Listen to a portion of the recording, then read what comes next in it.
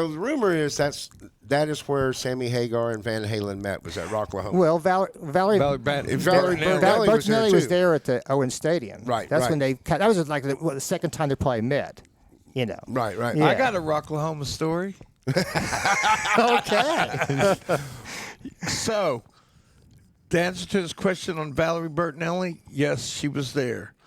They stayed at the Ramada Inn on I-35, which turned out to be Sooner Legends. And at the time, that was a real nice hotel. And my friend, Greg Daly, he had like an 80 Dodge Champ, one of them little Dodge Champs. And we were camping out. My wife at the time was getting everything ready, putting it in the van because I had one of them hippie vans. And so me and my buddy drove down to Norman and scoped it all out, where they staying. Back then it wasn't hard. Who's staying in Norman, you know? Right. And because there was only a few hotels, the Holiday Inn or the Ramada Inn. That's about it. Yeah. And that's it. That's it. And so we pull up to the Ramada Inn, and David Lee Roth out there, Valerie Bertinelli, who at the time had another boyfriend, but Eddie's they're out there. They're all out there in the parking lot. And so we get to talking to David Lee Roth, and he's like, "What's there to do around here, boys?" And so me and my friend, we get him in this Dodge Champ. We asked him if he wants to smoke some weed. Away we go. And we ended up driving up and down 12th Street and more on Cruising. Friday Oh, night. my goodness. In a Dodge Dragging more. Champ with Did David you go to Lee Sonic Roth. and A&W back and forth? and so when we come back to the hotel, you know, they're all freaked out looking for him and stuff, and everything was okay.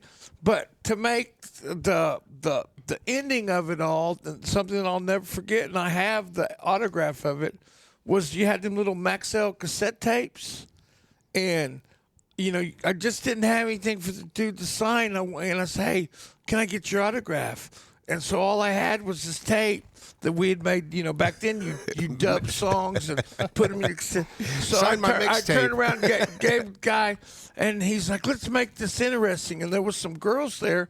He had one girl turn around, bend over, hold her knees, and while he put that cassette there, and he was humping her while he was writing it. In true David Lee Roth fashion.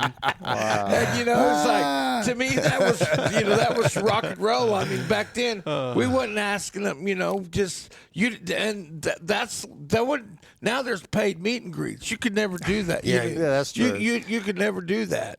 And this was just spur of the moment, but it was. I don't know, man. I think David Lee Roth is probably still like that. He's a little senile. His view. Have you seen his, like, he's got these blogs, and they're pretty out there, man. I mean, his thoughts on Van Halen and the kid Wolfgang, and he's not down with some of that stuff. The moment that I knew David Lee Roth wasn't quite all there, and I knew that would be like the scariest moment of my life, was when he passed all the exams to become an EMT and work in the back of an ambulance. He did. If New York City. if I hurt myself and the ambulance pulls up and David Lee Roth jumps out, I'm like, oh shit, I am going to die. There is no way. Listen, here comes the ice cream man. Oh my God. Yeah, that's pretty cool. Yeah, that freaked me out a little bit. You know what though? Which, by the way, the Ice Cream Man and the Kinks song were the encore for Van Halen that day.